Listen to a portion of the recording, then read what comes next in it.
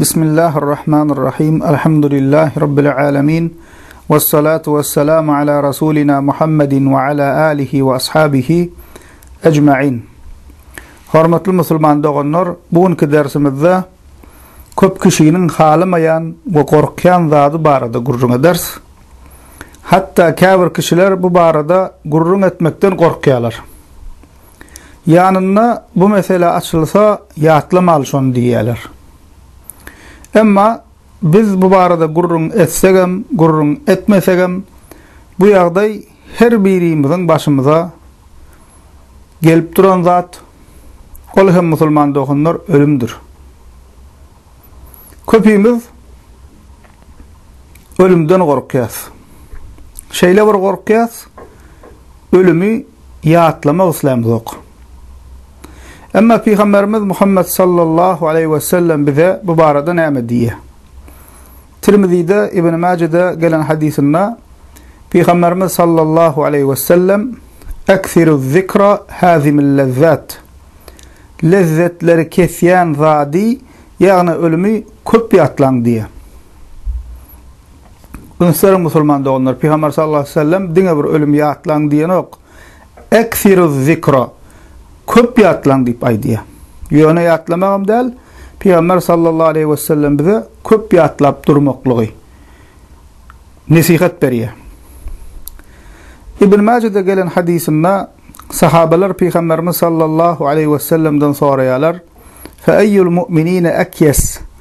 Müminlerin, iman edenlerin, musulmanların en akıllısı haysidir, kimdir diýip soraýarlar. Peygamber sallallahu aleyhi ve sellem olara cevap berip şeýle diýär: "Ekseruhum lil mauti zikran ve ahsanuhum lima ba'dahu isti'dadan ulaikel ekyas." Ölümü köp ýatlayan we ölümden soňrasy üçin taýinlenýän kişiler en akıllılardır diýip aýdýar. Ýene de üns berseňiz, Peygamber sallallahu aleyhi ve sellem ölümü ýatlayan diýen ok, "Ekseruhum lil mauti zikran." Ölümü has köp ýatlayanlary diýip aýdýar. Ölümü has köp ýatlayanlary we ondan soňrasy üçin, ýani ahiret üçin taýinlenýänleri Peygamberimiz sallallahu aleyhi ve sellem müminlerin, iman edenlerin, musulmanların en akıllysy diýip aýdýar. Sahih Muslim hadis kitabında gelen hadisinde Peygamberimiz Muhammed sallallahu aleyhi ve sellem "Fazurul kubur fe innaha tuzakkirul maut." Kabirlere gidin. Kabirlere gidip durun. Kabirleri ziyaret edin. Çünkü ol size ölümü ýatladar diye Peygamber sallallahu aleyhi ve sellem. Kabir ziyareti baradaky dersimizde hem giňişlerin üstüne durup geçtik musulman doganlar. İslamda kabir ziyaretine gitmekten iki maksat var. Şonun biri, biz ölüler üçin Allah Teala'dan dilek edip bağışlanma dileýäris. Kabire gitmeklikden birinci maksat şol. Kabir ziyaretine barýan şol ýerde ölüp ýatan garnaşyň bolsun, bolmasyn. Ähli musulmanlar üçin näme dilek edýäs? Ey Allah, ya Rabbi, şu bendelerin günahları bolsa bağışla weri, rahmet ede weri, mağfiret ede weri, jaýlar cennet bola bolsun diýip näme Allah Teala'dan biz diriler ölüler üçin dilek edýäs. Kabir ziyaretine gitmekten birinci maksat şol. İkinci maksat musulman doganlar kabir ziyaretinden ahireti ölümü ýatlamak. Kabir ziyaretine barýan, ne şu gömülge ýatan kişi edil meniň ýalak, seniň ýalak insan, düýnüň onu gezip gören, öz ýandan şu nederin, öýalaryň, ulagalaryň okuwa karyn diýip öz ýandan şeýdip köp zatlary arzu edip hyýalyna gezip gören kişiler ajaly geldi, dünýäsyny täzeledi, hem getirip gömdüler. Ertirki bir gün bizem şolardan biri bolmaly. Bizem getirip şol ýerik gömmeli. Bizem şol ýerik gömülmeli. Ahiret ba, kabr azabı ba, sonra jazap ba, cennet ba, cehennem ba diýip ahireti ýatlamaly, ölümü ýatlamaly. Ine kabir ziyaretine barmaklykdan musulman doganlar şu iki maksat ba. Peygamberimiz sallallahu aleyhi ve sellem bize şonu ýanky okan hadisimizde näme diýär? Maslahat berýär: "Fazurul kubur fe innaha tuzakkirul maut." Kabirlere gidin, çünkü ol size ölümü ýatladar diýär. Ýani Peygamber sallallahu aleyhi ve sellem bize ýene de ahireti ýatlamaklygy, ölümü ýatlamaklygy ünneýär, tawşirýär. Demek musulman doganlar Peygamber sallallahu aleyhi ve sellem bize nämen maslahat berýär, nämen tavsirýär, nämen ünleýän eken? Ölümü köp ýatlap durun. Ölümü ýatlamak üçin kabrstanlyga gidin. Awa diýip näme aýdýar? Ölümü köp ýatlap ýaxşy amal edip, ahiret ýatlap gezýän musulmanlary Peygamber sallallahu aleyhi ve sellem iň akylly musulmanlar diýip bize näme öwredýär? Allah Teala Kur'an-ı Kerim'de El-İmran surasının 185. ayetinde diye kullu nefsin zâikatul maut, her canlı ölümü dağıtacaktır diye. Neçe il yaşasanam ahir her kim näme ölmeli musulman doğunur. Ölmän galjak yok şu yer yüzüň üstünde. İnsanların en gowsy, peygamberlerin en üstünü, Peygamberimiz Muhammed sallallahu aleyhi ve sellem öldü, musulman doğunur. Biz näme? Allah Teala Kur'an-ı Kerim'de Zümer surasının 30. ayetinde Peygamber sallallahu aleyhi ve sellem yüzlenip diye inneke meyyitun ve innehum meyyitun. Senem ölürsün, olurum ölür deyip aýdýar. Haçanna Peygamber sallallahu aleyhi ve sellem ölende musulmanlar üçin, ümmet üçin en ağır günni. Sahabalar Peygamber sallallahu aleyhi ve selleme bolan söýgüsünden Peygamberimizin sallallahu aleyhi ve sellemin ölümü şeýle bir ağır geldi, sahabalar goýa bir mecnuna döndüler. Gam gussa batdy sahabalar. Buhari'de ve başka hadis kitaplarımızda haber berilişi ýaly hatta Hazreti Ömer radıyallahu anh Peygamber sallallahu aleyhi ve selleme bolan söýgüsünden onun ölümünü kabul edip bilmedi bir wada. Şeýle gaharlandy, şeýle gynandy, şeýle gam gussa batdy, öldü diýenlere gahar edip öldü diýmän diýip özüni ýitirip Hazreti Ömer radıyallahu anh'a Peygamber sallallahu aleyhi ve sellem ölümü gatagır diýdi. Hatta diýdi: "Wallahi ma mata Rasulullah sallallahu aleyhi ve sellem." Allah'a kasam edýärin. Muhammed sallallahu aleyhi ve sellem ölmedi. La yetekellem ahadun bi mawtihi illa zarabtuhu bi sayfi hada. Kim Rasulullah öldü diýse, şu kılıcımlan şoň kellisini keserdi. Gaharyndan. فجاء أبو بكر رضي الله عنه فكشف عن رسول الله صلى الله عليه وسلم فقبله قال بأبي أنت وأمي طبت حيا وميتا. Haçan Ömer radıyallahu anh Peygamber sallallahu aleyhi ve sellem'in ölümüne çydap bilmän, gam gussa batyp, özüni ýitirip şeýdip, gahar edip, gyýryp durka Hazreti Ebu Bekir radıyallahu anh çykyp geldi. O gün Peygamber sallallahu aleyhi ve sellem'in mübarek cesedinin bedeninin ýanyna baryp Peygamber sallallahu aleyhi ve sellem'in ýüzüni açyp mübarek alnından öpdi we diýdi: "Enem atam sana gurban bolsun. Dir kaňam päkdiň, owudanyň ölü kaňam sen päk, owadan" diýdi. ثم خرج فقال أيها الحالف على رسلك. Sonra Ebu Bekir radıyallahu anh Peygamber sallallahu aleyhi ve sellem'in cesedinin ýanyndan çykyp Ömer'e ýüzlenip Rasulullah sallallahu aleyhi ve sellem ölmedi diýip kasam içip duran kişi ýuwaşrak boldy. فلما تكلم أبو بكر جلس عمر. حسن أبو بكر رضي الله عنه كرلap başlanna Ömer radıyallahu anh geçip qara geçip oturdu. فحمد الله أبو بكر رضي الله عنه وأثنى عليه وقال ألا من كان يعبد محمدا صلى الله عليه وسلم فإن محمدا قد مات ومن كان يعبد الله فإن الله حي لا يموت. Sonra Ebu Bekir radıyallahu anh sözüne devam etti. Allah Teala hamdü sana aytti ve şeýle diýdi: "Dikkat edin, uns verin. Kim Muhammed sallallahu aleyhi ve selleme ibadet edýän bolsa, Muhammed sallallahu aleyhi ve sellem öldü, vefat etdi. Emma kim Allah Teala ibadet edýän bolsa, Allah Teala diridir, ölmez diýdi." Ve izinden Ebu Bekir radıyallahu anh şul ayetleri okudy: "İnneke meyyitun ve innehum meyyitun." Sen ölürsün, olaram ölür diyen ayet okudu. Ve yine izinden ve kâle ve mâ Muhammedun illa rasul kad halet min qablihir rusul fe in mâta ev kutil in qalabtum ala aqabikum diyen ayeti sonuna için okap insanlara yüzlenni. Yani Peygamber Muhammed sallallahu aleyhi ve sellem dine bir rasullur. Ondan öňem rasullar, ilçiler gelip geçti. Eğer Peygamber sallallahu aleyhi ve sellem ölse ya da öldürülse siz näme önkü bolşuňyza bolup imanlyga, önkü ýalakka imansızlyga gaýdaýjakmy diýen ayeti okudy Ebu Bekir radiyallahu anh insanlara ýüzlanyp. Feneşecen nasu yebkun. Hasan Ebu Bekir radiyallahu anh bu ayetler okanna insanlar goya bul ayetleri öň eşitmedik ýalak goya birinji gezek eşitýän ýalak bul ayetleri bir näme köşeşip sojap ağlap başladılar.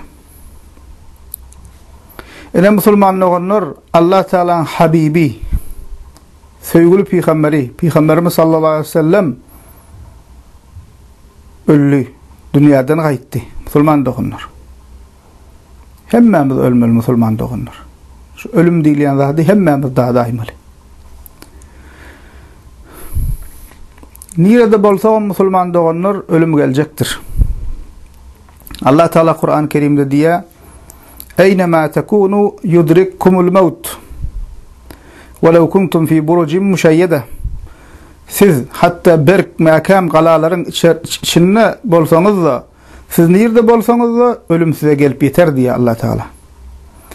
Ve hiç kim musulman doganlar nirde öljegini bilmeýär. Hatta öz ölmeli yerimize öz ayağımızla gidýäs. Bir kişi çıkka öz yurdundan, vatandan okuw diýip, iş diýip, ýa dillere gidýär. Goya kazanjak, goya pul kazanjak, öýüne pul uğratjak, ýa bolmasa okuw okujak, diploma aljak diýip, ýa dillere şu niýetler bilen gidýär. Emma şol baran yerine ölýär. Ya hassa bolup ölýär, ya bir başyna bir zat gelýär.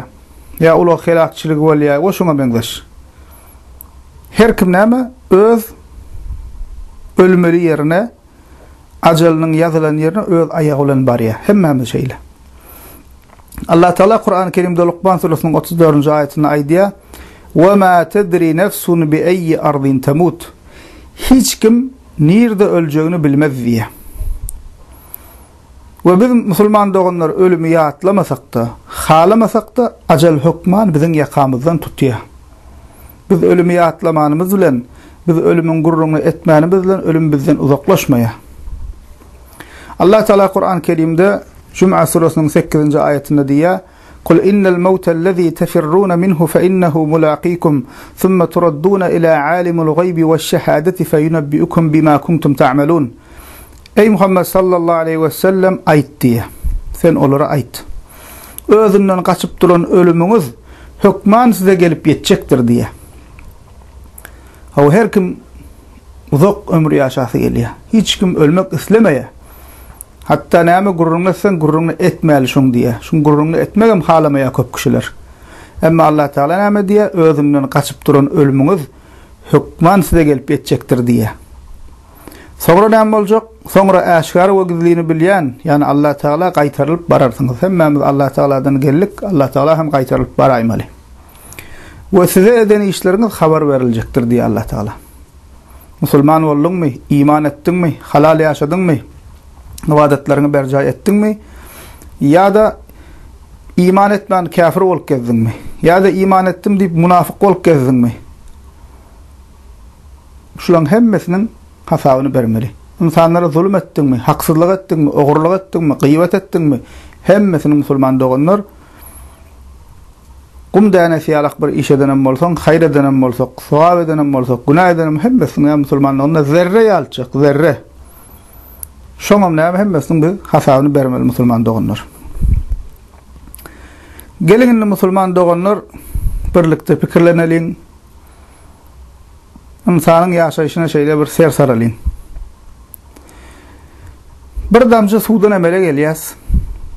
Ene garnyna 9 aýlap garanky we suwly torbaň içinde ýaşaýas. Şol torbaň, suwly torbaň içinde goýa bir balyk ýalak. Şoň içinde iýäs, içýäs. 9 aýlap şoň içinde ýaşaýas. Geň pikirlensek. Şu wagt birini bir suwly torba salyp goýsak, gönü ölür. Emma 9 aýlap Allah Teala'nın hikmeti biz şoň içinde ýaşaýas. Demalýas. O imitlenýäs. Şoň adam ibret, dokudrat düşünjek adama. Sonra musulman doganlar dünýä gelýäs, çağa bolýas, ulanýas, maşgala bolýas, garraýas we ajalymyz gelýär we amradymyz tapşyrýas. Emma kimleri ene garnyny ölýär, kimleri bäbejikkä ölýär, kimleri çağa ölýär, kimleri orta ýaşda, kimleri qarrap dünýäden gaýdy. Köp kişilerin musulman doganlar haram işlere sezawar bolmaklygynyň sebebi, haram işleri etmekliginiň sebebi, ya bolmasa käbir insanlaryň başka insanlara zulüm etmekliginiň, haksızlyk etmekliginiň sebebi, o köp kişilerin özüni betbagyt hasap etmekliginiň sebebi, o köp kişiniň harfy dünýä bolup halal we haram diýmän, kul haqqy diýmän, har surup ýörmeginiň sebebi, ýene birileriniň amal etmän, namazyny oka, ibadetyň berja etdiýsen, ay ertir buyrugyny diýip gezip ýörmeginiň sebebi.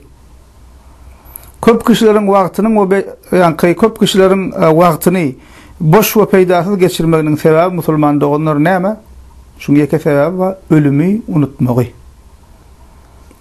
İnsanlara zulüm edýän, pikir edýän men näme etsem bolýarmy kadiýa, soňsuz hasap ýokmy kadiýa, ýa-da hasaby unutýar, insanlara zulüm edýär. Haram ýollarda gezip boran hemişe şey dip gezermikem diýe. Eline 5 manat ba wezipe wa ondan mersi bolup, emma başyna bir ýekece bir bela gelýär, hassalyk gelýär, bolyn göni akyllanıp özüne gelýär. O başka da ibadetler berja edip etmän ýörenler hem şeýle. Namaza kudysyn ertir buyrugun soňky gün. Ana kabrstan dol şoň alaklardan. Ertir namaza kojak, soňky gün towa geljek, soňky gün örtünjek diýip mescide gider, ikramadan agzym bekler, ýene bir zat eder diýip ýörenlerden kabrstan doly. Diýmek şolaryň hemmesiniň sebebi näme? İnsanlaryň boş we gaflatda geçmekliginiň, hayatyny geçirmekliginiň, durmuşyny şey dip geçirmekliginiň sebebi näme? Musulman doganlar ölümi ýatdan çykarmak, ölümi ýatlamazlyk. Musulman doganlar ömrümüziň gumsagady eýýäm tersine öwürligidir. Öňler şuň kunna ullanýan sagatlarymyz çykmadyndan öň çüýşäň içinde gum sagatlaryny ullanyp durlar. Tersine öwürüp durlar, şol gum däneleri aşak tükönüp gutorýança şonu şey dip näme sagaty hasaplapdyrlar. Goýa şonuň misaly ýalyk musulman doganlar biziň hem ömrümüziň gum sagaty eýýäm gözüňize getiriň tersine öwürligidir. Oşol ýokardan aşaklygyna gum dänejikleriniň dökülüşi ýaly, aşak gaýdyp duruşy ýalyk biziň hem ömrümüziň gum däneleri akyp dur musulman doganlar. Ya olmasa sagatyň ul diline seredin, ýoş hereket edýändir. Ondan soň minit diline seredin, ol ondan biraz çaltyrakdyr. Emma köpüýümizin üns vermeýän yerimiz we ol hem sagatyň salym, sekunt diline seredin, şol hiç durýan däldir, özüm gaty çaltaýlanýandyr. Biz uklap ýatsagam, biz gyşaryp ýatsagam, biz nähilek ýagdaýda bolsagam, şol durman aýlanyp durandyr çatlyk bilen. Ana şol aýlanyp duran biziň ömrümizden gidip dur musulman doganlar. Diýmek doganlar biziň wagt ýitirmäge pursatymyz ýok. Her kim ahiret amalynyň uğruna bolmaly we bu dünýämiz üçin peýdaly işleň uğruna bolmaly musulman doganlar. Çünki ölenden soňra bir puşmanlyk boljakdyr. Ol hem käske dünýä gaýtarylsak we gowy salih amal edip biläýsek, namazymyzy kılsak, ibadetimizi berja etsek, Allaha kulluk etsek diýip şoň ahbaryny çekjekler diýe ölenler. Başka hiç ile arzu boljak gel. Ölenler iýmedik zat üçin, geýmedik eşik üçin, o ýaşamadyk, içinde ýaşamadyk öý üçin, ýa bolmasa minmedik ulag üçin puşmanlyk duýjak däller. Emma ýekece zat üçin puşmanlyk duýjak we käşke şol bolaýsa diýjekler.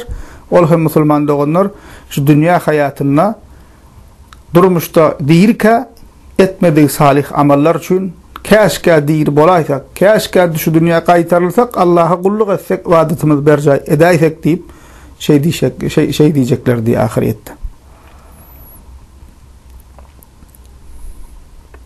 Ahiretde musulman doganlar dogandan gaçjak, ata oguldan gaçjak, ene çagasyndan gaçjak. Ahiretde musulman doganlar her kim öz derdi bilen özüm janym halas edip biläýsem diýip dertlenjek. Emma musulman doganlar biz diýirler şu wagt bärde. Şunu görýän, eşitip otyr, şu zatlar pikirlenip düşünip otyrs. Biz intak diýri. Biz intak o tarafa geçmedik. Ölüm diýilen zat bärden o tarafa geçişiň ady musulman doganlar.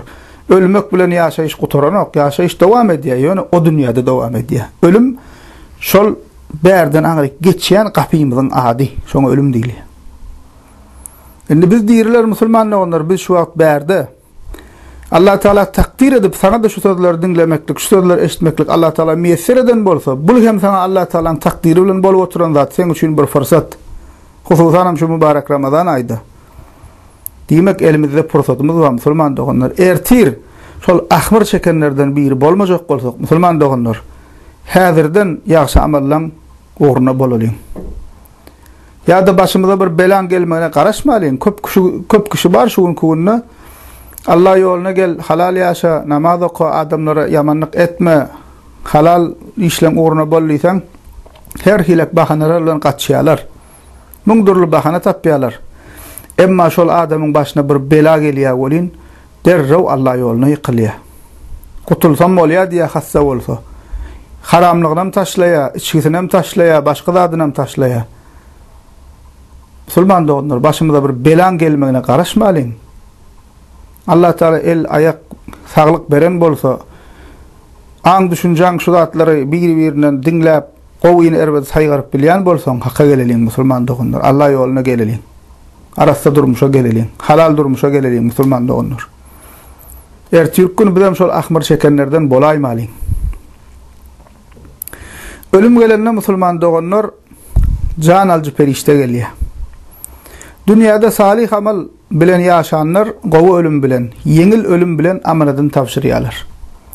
Emma egri ýolda gezenler, haram ýolda gezenler, Allah'a kulluk etmedikler, erbet suratda, kyn ýagdaýda amaladan tapşyrýarlar. Soňra musulmanlar ýugulýas, akydip kepenleýärler. O cenaza namazymyzy kılýarlar, o tawata goýup, soňky ýolagçylygymyza uğradýarlar. Şu hemmemizin başımızdan gelmeli musulman doganlar başka ýeriniň başyna gelýändir öýtmäň erti birun sen men şolardan bolmaly. Öliýäs süýnür goýýarlar. Akiderler gusulymyzy alyrlar, kepenimizi giydirirler, cenaza namazı kılıp tawata ýöklep akydip çaýlap gelirler.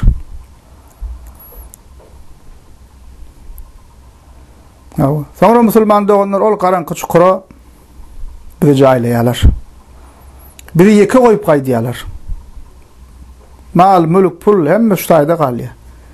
Biz bir ýanymyzda şu dünýäden kepen ýanymyzda gömülýär, ol hem çüýrep bu dünýäde galýar. Emma biziň ýanymyzda gidýän musulman doganlar ol garanky we sowuk kabrda bize bir ýollaş biziň salih amalymyz, bize peýda berip biljek eden ýaxşy işlerimiz, Allah Taala eden ibadetimiz, şolar bize ýollaş bolup gidýär ýanymyzda. Oşondan soň musulman doganlar birilerimiz üçün kabir cennet bakçalarının bir bakça bolýar. Allah saklasın yine biriler üçün dowzak çukurlarının bir çukur bolýar musulmanlar. Ene musulmanlar her birimizin başına geljek zat. O ol gün uzak duraýtmaly, gaty ýakyndyr. Anan masaňyz musulman doganlar mazarlyga barın. O näçe täze gömülen entek üstüne atylan toprağa uğramadyk mazar bar. Özüňiz görüň şaýat bolun. Ölenden ýaşlaryna seredin. Şolaryň hiç biri musulman doganlar ölen gününe öz öljekdigini bilmeýärdi. Şol gömülge ýatanlaryň hiç biri şol ölen günü bara. Şol günü öljekdirini öýtmeýärdi özüne. Beter näme diýärdi, pikir edýärdi, ölüm uzakda bir zat. Başgalar ölmeli, biz soň ölmeli pikir edýärdiler. Dünýä ýaşaýyşynyň planyny gurýardylar. Entek başkaları ölüp dur diýip pikir edýärdiler. Biz soňradan ölmeli pikir edýärdiler. Emma musulman doganlar hakykat beýle däl. Hakykat musulman doganlar biz şu gururlar edip oturýarkak, dünýäniň durly ýerine biriler amaladan tapşyryp ýatyr. Biriler demin sanap ýatyr. Ýene biriler kepenlenip eýýän gömülüp durlar. Şu dersiň öň ýany tanışımızdan haber geldi, başka bir tanışımız aradan çıkıptır. Yaşam gatyul däl, sagdyn hassalygam ýok. Şuň jaýlyny ýadyp haber geldi, şu dersiň öň ýany. Ondan has öňrak gidip bersek, geçen 2 aýyň içinde onlarça insan dünýäden gaýtdy. İçinde ýaş kişiler bar. 30 ýaşlaryna, 20'den 30 yaş aralığında, 30 yaştan yukarırakta. Demek näme musulman dogonlar şu gurunlar edi otyr kak biriler ölüp dur, biriler demin sanap etir, biri kepenlen otyr, biri gömülüp dur. Her kim nawatında gidip dur musulman dogonlar. Musulman dogonlar aslında ölmek korkunç değil. İriya güç her birimiz ölmeli. Her kim ölümden korkuyor. Ama ölmek korkunç zat değil musulman dogonlar. Onun has korkunç zat var. Ol hem musulman dogonlar imansız ve amalsız gitmek. Şondan korkmalı.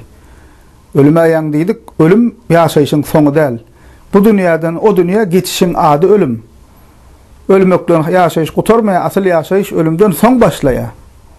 Edil düş görüp yatan adamının hakikatten o düşü çın mı kadip basırganıp ağzı çuklap yatan adamının o yönünden son bir görüyor oli näme düş eken.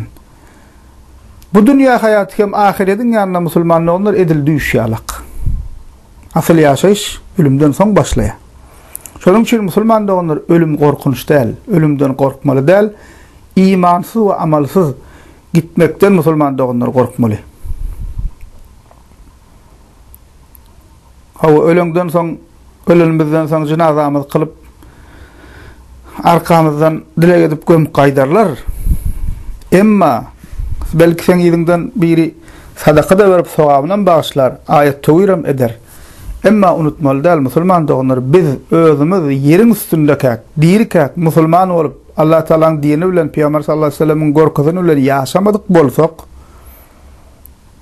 şey dip amradımız tavşırsak bizim idimizden sadaka verip bizi kavrın içine yerin üstündeki musulman olmadı kavrın aşağında musulman edip bolmaya idinden sadaka verip şunu düşünmeli. Şunun için ona arkin olmalı biz özümüz fırsat barkak dirikak amel etmeli musulman doğanlar. Ve musulman doğanlar biz kavra gömülenimizden sonra ikisani melek geliyor, perişte geliyor. Sahih hadislerde haber verilişi yani. Ve bize akidamızdan sonra çekiyorlar. Rabbin kim, Peygamberin kim, dinin näme deyip sorayalar. İman bilen, doğru akide bilen, tevhid bilen, Allah'a şirk koşman, musulman olup, mümin olup yaşap amadını tavşıran kişiler Rabbim Allah, Peygamberim Muhammed sallallahu aleyhi ve sellem dinim İslam deyip bilecek, diyecekler. Emma dilden deyip dine vara değil de iyil uğruna yaşayan münafıklar ya da imansız öten kişiler ma edri, men bilmeyerin diyecek. Sonra da onlar amellerden ilkinci soru olacak zat namaz olacaktır. Yine Peygamber sallallahu aleyhi ve sellem hadiste aydılışı alak. Amellerden ilkinci hasaba çekilecek zatımız namaz olacaktır. Namaz doğru çıkan kişi Peygamber sallallahu aleyhi ve sellem'in deyişi alak halas olacaktır ve necat tapacaktır. Emma namazı doğru çıkmadık. Kişi helak olacaktır ve azaba duçar olacaktır. Şunun için gelin doğanlar şu salımdan başlap hususanım şu vakt, şu mübarek Ramazan ayına tova gelelim. Tova gelip hak yol tapan olsak önküden beter ihlasımızı arttıralım. Şu gün menin dünyadaki en sonki günüm bolsa näme ederdim ve näme hilek bolardım diyen sorağa musulman doğanlar hakiki musulman olup cevap verelim. Rabbimizin buyuruşu yali hakiki musulman olup yaşayalım. Fikir edin şu gün bizim ahirki günümüz. Dünya hayatında, dünya yaşayışında ahirki günümüz bolsa biz näme hilek bolardık. Ki şol gün gelecek. Ama biz onu öňünden bilmeýäs. Şeýle bir gün boljak, şol gün bizim dünya hayatyndaky iň soňky günimiz boljak. Haýsy gün boljagyny biz bilmeýäs. Şoň üçin musulman doganlar hemişe Allah Taala günahlarymyzdan tövbe edip, Allah Taala'dan bagşlanma dilep, salih amallar edip ahirede tayin bolmaly. Diýilýär musulman doganlar ölümi köp ýatlayan kişi diye 3 taýda gazanar diye. Birincisi derrew tövbe eder diye. İkincisi kanahatly bolar. Üçüncüsü ibadetini ihlas bilen berja eder diye. Çünkü öljegini bilen insan günah edip arkin gezip barmaýa. İnsan ýalňyşyp biler. Her kim ýalňyşyp bilýär. Emma näme? Ölümü köpüye atlap öleceğini bilen kişi derrew tawba eder. Yalnız haysa hata edaysa derrew tawba eder. İkincisi näme? Kanakatly bolar. Ay dünya goya özüne galjak galak, ölmejek galak, näme halal haram diýmän, beýdip näme harsyryp bermez. Halal ýoldan zahmet çeker, elinden geldiğince näme gaýrat eder. Wallahi talan özüne nesip edende kanakatly bolar. Ay illa bar menne ýok diýip näme özüne öldürip bermez. Allah taala nesip edende kanakatly bolar. O ibadetlerin ihlaslan berjay eder. Çünkü näme? Mesal üçin namaz. Namazymyzy ölümü köpüye atlayan adam, öleceğini bilýän adam, hasap berjeğini bilýän adam namazyny ihlas bilen, huşu bilen kılar. Takwa adamlardan birine sorapdyrlar.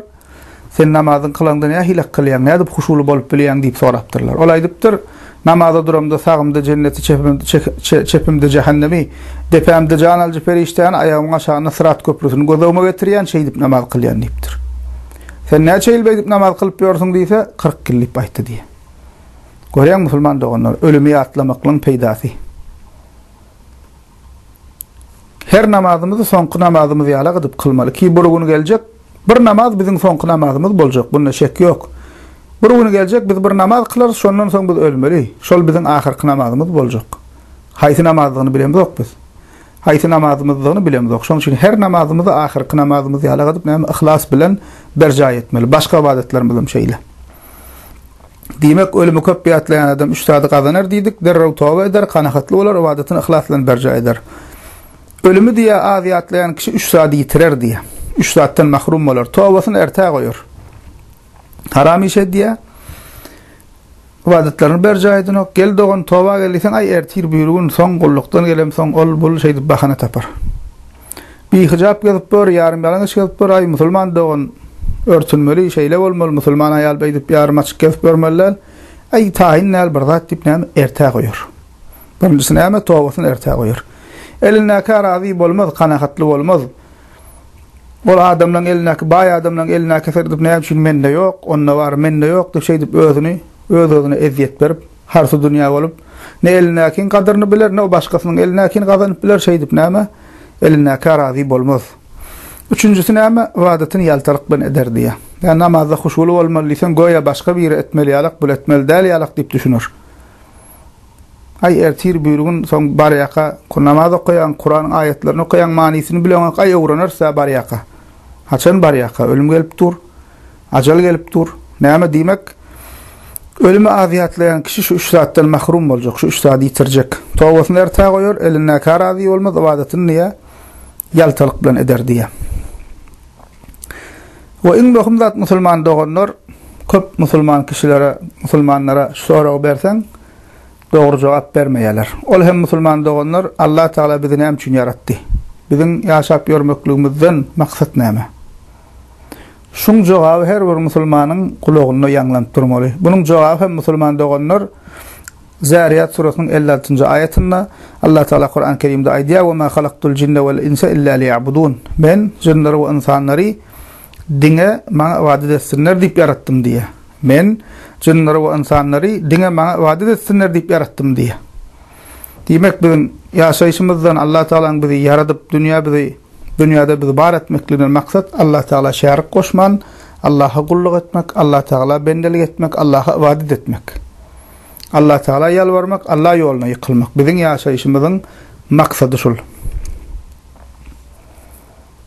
Bu musulman doganlar ölümi ýatlap durmak biziň o dünýämiz üçin we bu dünýämiz üçin peýdalar. Pikir etmäň diňe ölümi ýatlap dursak ahiretimizde peýdamy kadyp ýok. Bu dünýäňem bereketli bolmaklygyna, peýdaly we manyly geçmek üçin peýdasy bardyr. Ölümi ýatlamaklygyň. Çünki öljek kişi bilýär, bir gün men ölüp gitmeli, bu ömür hayat ýaşaýyş wagt gidip dur. Men bunu boş geçirmeyin, peýdaly geçireyin diýip näme şol niýetde bolar. Demek musulman olanlar ölümi ýatlap durmak ömrümüzi beýhuda, boş we gaflatda peýdasyz geçirmezligimiz üçin musulman olanlar dermandyr. Misal üçin bir kişi peýdalan öz hayrym üçin ullanyp eline ullakan mukdarda pul sermaye berilse, ol adam ol puly sermayesyny sağa çepe seçip dargydyp ýörse, şol adama näme diýerler musulman doganlar? Ol adama akmak, akylsyz adam eken diýerler. Eline musulman doğanlar dünyanın ve ahiretin kazan deyip ömür sermayesi berilipdir. Şonu boş geçirip gören adam musulman doğanlar en akmak adamdır. Şonun için Peygamberimiz sallallahu aleyhi ve sellem'in aydışıyali ölümü köpye atlayan ve ölümden sonrası üçün tayinlenen kişiler en akıllı kişilerdir deyip aydı Peygamber sallallahu aleyhi ve sellem. Allah Teala ehlimizi ömrünü peydalı geçirip dünyasını ve ahiretini kazanıp iki dünyasını avat eden hakiki musulmanlardan etsin. Elhamdülillahi Rabbil alemin.